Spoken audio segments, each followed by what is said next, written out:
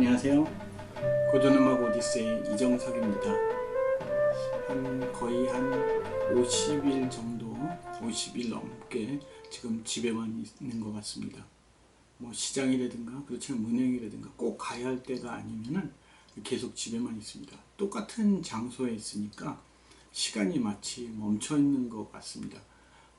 더 정확하게 얘기하면 시간이 멈춰 있다기보다 시간과 시간 사이에 이렇게 껴 있는 것 같습니다. 드뷔시라는 작곡자는 이런 얘기를 했습니다. 진정한 음악은 음과 음 사이에 침묵에 있다. 그런데 이 말을 듣고서 드뷔시의 음악을 들어보면요, 굉장히 드뷔시의 음악이 좀 다르게 느껴집니다. 제가 이제 왼쪽에 음악을 올려놨으니까요, 이거 한번 꼭 좀 들어보시기 바랍니다. 음과 음 사이의 침묵이 진정한 음악이다. 예, 좀 색다르게 들리실 겁니다. 드뷔시의 말을 빌리자면, 그렇다면 우리는 지금 시간과 시간 사이에 침묵에 있는 게 아닐까, 시간과 시간 사이에 멈춤에 지금 우리가 서 있는 게 아닐까, 그런 생각을 해보게 됩니다. 시간과 시간 사이에 침묵이 진정한 음악이라는 드뷔시의 말은 사실은 좀 철학적이거나 좀 정신적인 얘기 같습니다. 그런데 실질적인 면에서 음과 음 사이의 간격은 굉장히 음악에 있어서 중요한 요소입니다. 여러분 잘 아시는 이제 음치라는 거를 아시죠? 음치. 우리가 흔히 누군가에게 저 사람 음치예요 이렇게 얘기를 하면 이제 주로 이렇게 노래를 할 때나 그럴 때 음을 못 잡는 사람들을 얘기합니다. 그렇지만 이 음치라는 것은 결국 한 가지 이유 때문에 그렇게 음을 못 잡는 것이 아닙니다. 중요하게 이제 세 가지 이유 때문에 그렇다고 그러는데, 하나는 첫 번째는 음치입니다. 음치는 뭐냐면 음과 음 사이의 높, 낮이를 구분하지 못하는 것입니다. 어떤 음에서 어떤 음으로 진행을 할 때 그 사이에 이 음이 높아요. 아주 높게 올라가는지, 조금만 높게 올라가는지, 그렇지 않으면 같은 자리로 가는지, 그렇지 않으면 이 음이 내려가는지, 이걸 정확하게 못 잡는 것이죠. 그래서 이제 이 음치가 되는 것입니다. 그리고 이제 두 번째는 박치입니다. 박치는 뭐냐면 이 음이 긴지, 이 음이 짧은지, 그렇지 않으면 얼마만큼 쉬고서 음을 들어가야 되는지, 그렇지 않으면 얼마만큼 기다려야 되는지, 이거를 맞추지 못하는 것이죠. 이제 이런 경우는 사실 음과 음 사이의 수평적인 간격을 못 맞추는 것입니다. 이런 경우를 이제 박치라고 합니다. 그리고 이제 세 번째가 뭐냐면 색치라는 게 있습니다. 색치도 뭐예요? 색, 즉 음의 색깔을 구분 못하는 것이죠. 가장 쉽게 얘기를 하면 바이올린 소리와 플룻 소리를 구분 못한다든가, 피아노 소리랑 오보 소리를 구분 못한다든가, 이렇게 소리를 구분 못하는 것을, 색깔이 다른 소리를 구분 못하는 것을 색치. 그래서 이제 사실은 음을 못 잡는 사람들은 단순하게 음만 못 잡는 게 음치가 아니라 통틀어서 음치라고 하지만 사실은 음치, 박치, 색치 이렇게 구분을 할 수가 있는 것입니다. 그런데 제가 이런 얘기를 하면 어떤 분들은 음에도 색깔이 있나? 하고 이제 이런 의문을 가지시는 분들이 계실지도 모릅니다. 그렇지만 음에도 색깔이 있습니다. 그러니까 어떤 색깔이 있냐면요. 첫 번째는 추상적이고 좀 정신적인 색깔이 있습니다. 그리고 구체적인 색깔도 있습니다. 추상적이고 정신적인 색깔이라는 것은 뭐냐면요. 우리가 아는 메이저 마이너입니다.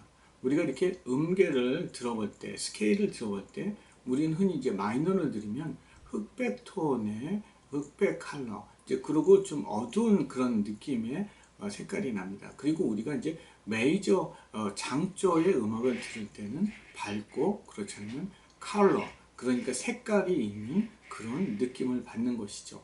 그리고 우리가 아는 24개의 스케일들이 있다고 지난번에도 말씀드렸죠. 24개의 조를 들으면 각 조마다 사실은 색깔이 다 다릅니다. 어떤 스케일은 굉장히 안정적이고 편안하고, 어떤 스케일은 굉장히 용감하고 진취적이고, 또 어떤 스케일은 굉장히 밝고 아름답습니다. 그런데 이런 것들은 다 좀 약간은 추상적이고 정신적인 그런 색깔이죠. 그런데 구체적인 색깔도 있습니다. 음악에서 구체적인 색깔이란 것은 무엇일까요? 음악에서 구체적인 색깔은 성악에서는 사람의 목소리입니다. 사람의 목소리가 각기 다르죠. 다른 음색을 가지고 있는 것이죠. 그 다음에 악기, 인스트루먼탈 뮤직에서는 각 악기의 음색입니다. 각 악기의 음색이 다 다르죠. 불소리랑 오보 소리, 클라리넷 소리는 다 다릅니다. 그래서 그 음악에서 구체적인 색깔은 바로 사람의 목소리와 악기의 각각 음색들입니다. 그래서 오늘은 악기의 음색에 대해서 좀 설명을 할 텐데, 이 악기의 음색을 이해하기 위해서는 악기를 좀 구분할 줄 알아야 됩니다. 악기가 이게 무슨 악기인 줄 알아야지 그 음색을 우리가 이제 오케스트라에서 듣는다든가 음악회를 간다든가 그럴 때 좀 구분할 수가 있습니다.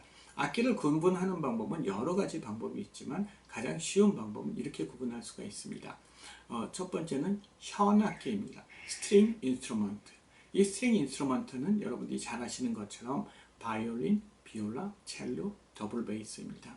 이 현악기들의 가장 좋은, 가장 큰 특징은 통일감이 뛰어나다는 것입니다. 이게 바이올린 패밀리라고 해서 하나의 가족이기 때문에 같은 음색을 냅니다. 같은 음색을 내지만 높낮이가 다 다르죠. 예. 바이올린은 높은 소리를 내고, 그 다음에 비올라는 중간 소리를 내고, 그 다음에 첼로와 더블베이스는 낮은 소리를 냅니다. 우리가 이제 현악기의 특성을 알기 위해서 현악 사중주를 들어보면 가장 잘 알 수가 있습니다.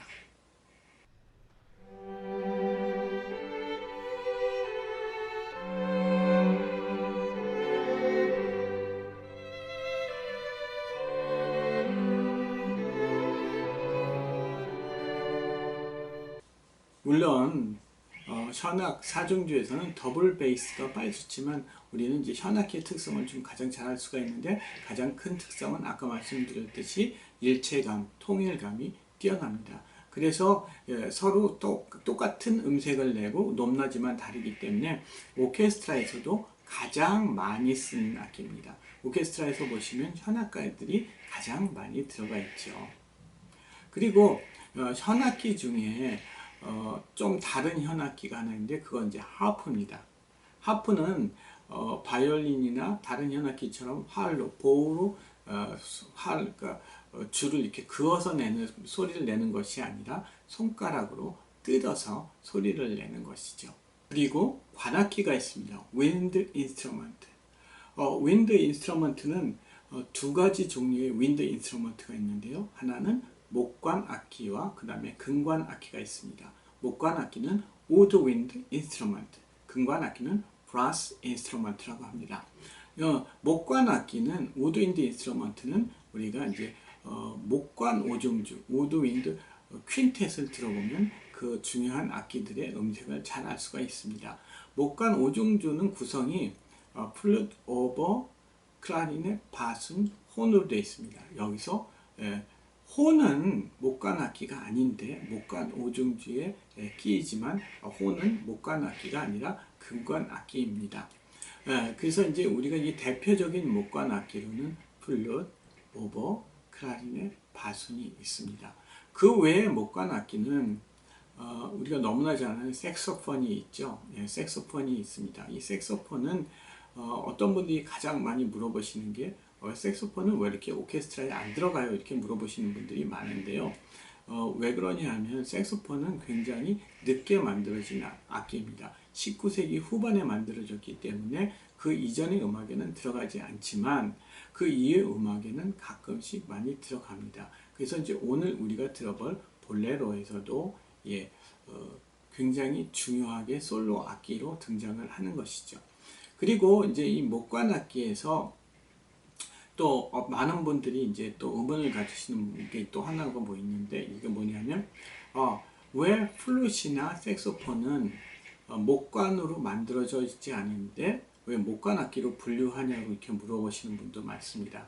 왜 그러냐 하면요, 플룻은 원래 옛날에는 목관으로 만들었다가 나중에 이제 시대가 변하면서 시대가 지나면서 점점 금속으로 만들어지게 되기 때문에 이제 원래는 목관 악기였고, 그리고 색소폰은 처음부터 금속으로 만들었지만 그렇지만 부는 방식이 목관 악기입니다. 부는 방식이 클라리넷이랑 똑같이 리드를 끼고 불고 그 다음에 핑거링 도레미파 솔라시도가 플룻이랑 거진 똑같습니다. 그래서 부는 방식이 목관 악기이기 때문에 목관 악기로 분류합니다.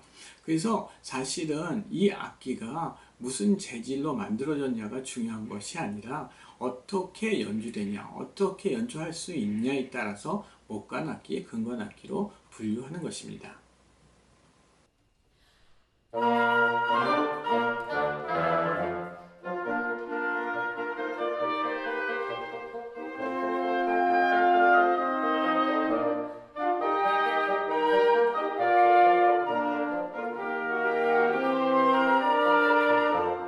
다른 종류의 이제 목관악기도 있습니다.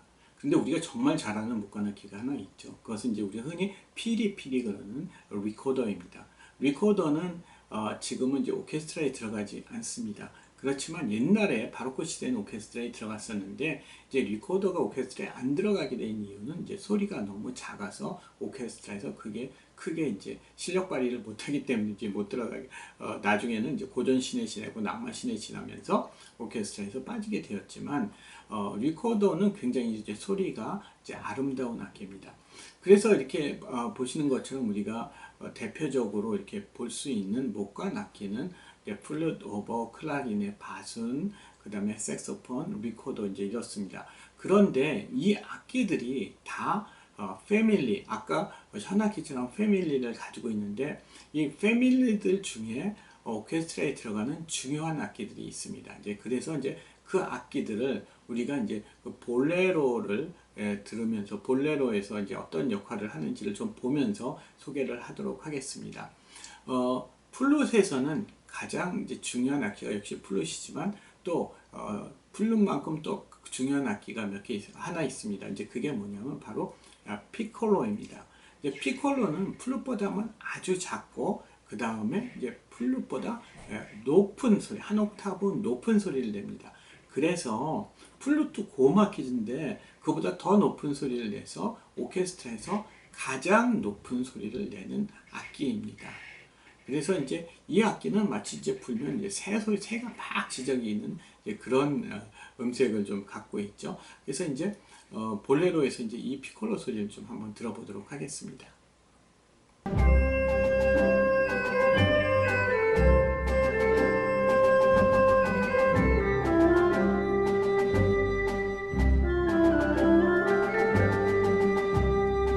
그리고 오버 패밀리입니다. 오버 패밀리에서는 가장 많이 오버 말고 그 외에는 사실 잉글리시 혼이라는 악기를 가장 많이 연주가 되지만 이 볼레로에서는 이제 잉글리시 오버보다 하나 조금 더 큰 오버 다모레라는 악기가 있습니다. 이 오버 다모레는 이제 그 다모레는 무슨 말이냐면 사랑스러운 오버라는 뜻입니다. 그래서 이제 오버 다모레 그건 이제 오버보다 조금 크고 오버보다 음이 조금 내려가는 악기입니다. 그래서 이제 이걸 들어보시면 약간 듣기에 좀 약간 좀 맹꼬리 같은 소리가 좀 나기도 하는데 좀 귀여운 소리가 납니다.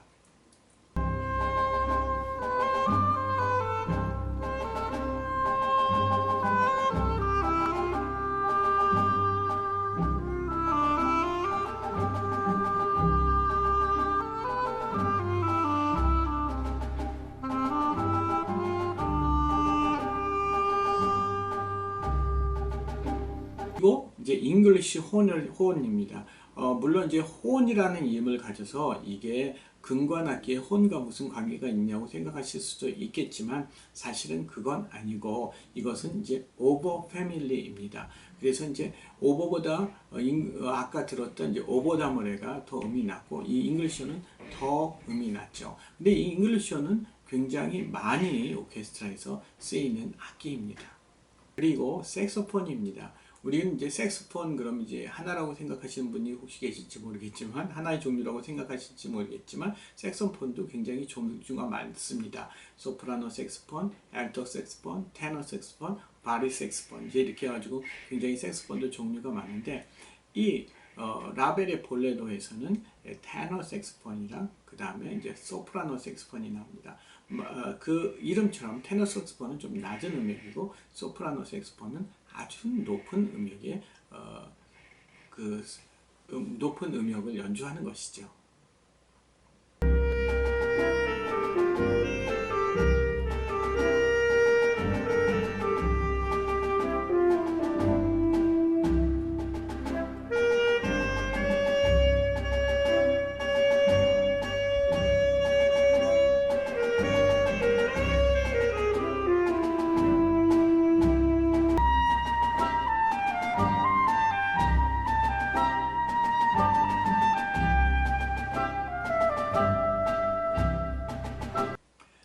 그리고 클라리넷보다 아주 작고 그 다음에 조금은 신경질적으로 또 혹은 조금은 좀 재밌는 그런 소리를 내는 이제 E 플랫 클라리넷 혹은 소프라노 클라리넷이라고 부르는 클라리넷 패밀리의 악기가 있습니다.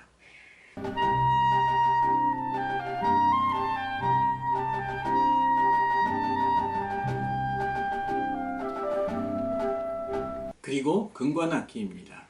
금관악기는 트럼펫, 그 다음에 혼, 트럼본, 그 다음에 튜바, 이런 악기들입니다. 이 악기들은 대부분 이제 음색은 비슷해서 사실은 이제 고전 시대와 낭만 초기만 해도 음색보다는 음의 강약을 담당하는 악기였습니다. 그런데 이제 이게 낭만 후기로 오면서 이 금관 악기들도 역시 이제 음색이 굉장히 중요한 역할을 하게 되죠. 우리가 이제 금관 5종조를 들어보면 이 금관 악기의 특성을 좀 잘 알 수가 있습니다.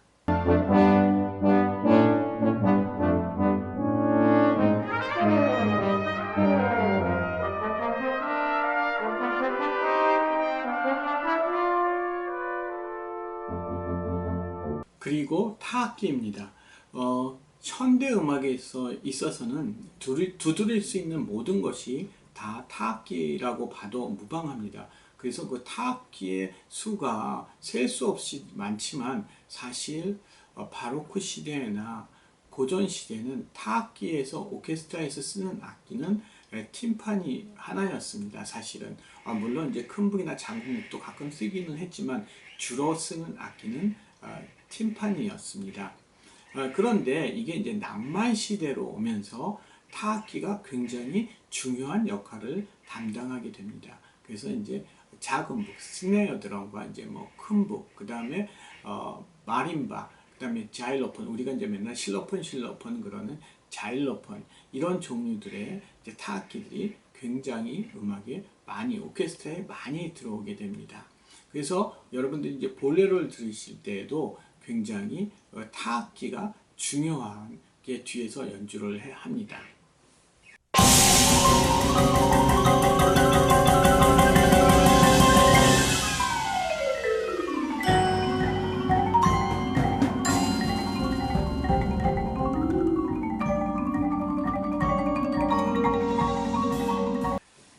자, 이제 그럼 앞에서 이제 각 악기, 우리가 못 보던 악기들의 이제 라벨에서 볼레로를 좀 들어봤는데, 이제 우리 이제 이런 기본적인 좀 지식을 갖고 라벨의 볼레로를 좀 들어보도록 하겠습니다.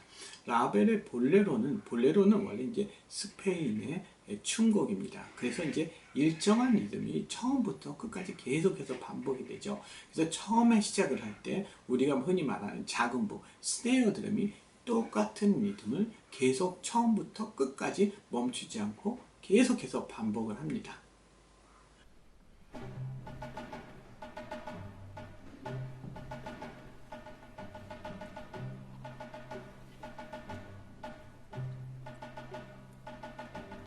그리고 많은 분들은 이제 이 곡이 처음부터 끝까지 똑같은 멜로디가 계속해서 악기만 바꾸면서 반복을 한다고 생각을 하시는데, 사실은 똑같은 멜로디가 아니라 두 개의 멜로디가 있습니다. 아주 흡사한 두 개의 멜로디예요. 첫 번째 멜로디부터 한번 들어볼까요?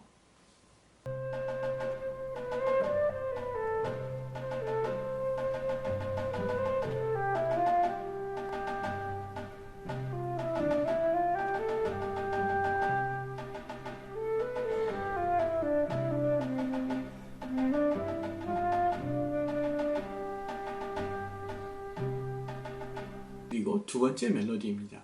매우 비슷하죠. 매우 비슷합니다.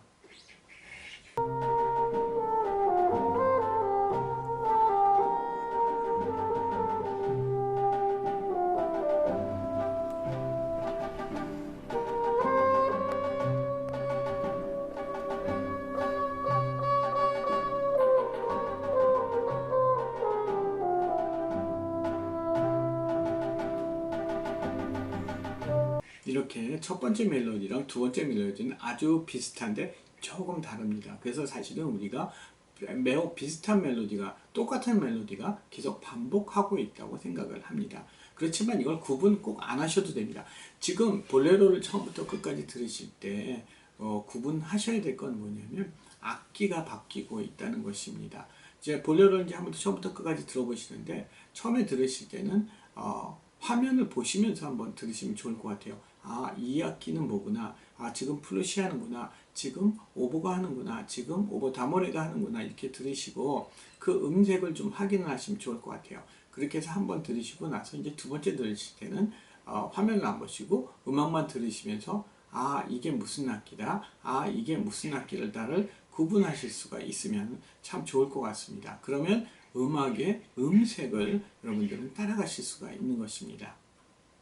볼레로는 이렇게 처음에는 솔로 악기가, 그 다음에는 이제 솔로 악기가 계속해서 바뀌면서 음색이, 색깔이 계속해서 바뀌면서 나오는 음악입니다. 그러다가 나중에 또 두 개의 악기가 합쳐지기도 합니다. 플룻과 트럼펫이 같이 연주하기도 합니다. 그리고 이제 끝으로 가면서 계속 클라이막스를 끌어내면서 목관악기 전체가 같이 연주를 하고 현악기 전체가 같이 연주를 하고 그 다음에 금관악기 전체가 연주를 하고 오케스트라가 전체가 연주를 하면서 점점 그 클라이막스를 향해서 치닫는 음악입니다. 오늘은 음악과 이제 음색에 대해서 여러분들한테 좀 얘기를 해봤습니다. 볼레로의 음악을 들으시면서 그 악기마다의 다른 음색을 느끼실 수가 있다면은 굉장히 음악 듣기가 재밌고 즐거운 시간이 되시리라 믿습니다. 제가 이제 이 링크를 많이 해놓으니까 꼭 좀 음악을 많이 들어보시면서 아, 이 악기는 이런 소리가 나는구나, 이 악기는 이런 소리가 나는구나 한번 좀 구분을 해보시면서 음악 감상을 해보시기를 부탁드립니다. 오늘은 여기까지 하도록 하겠습니다. 감사합니다.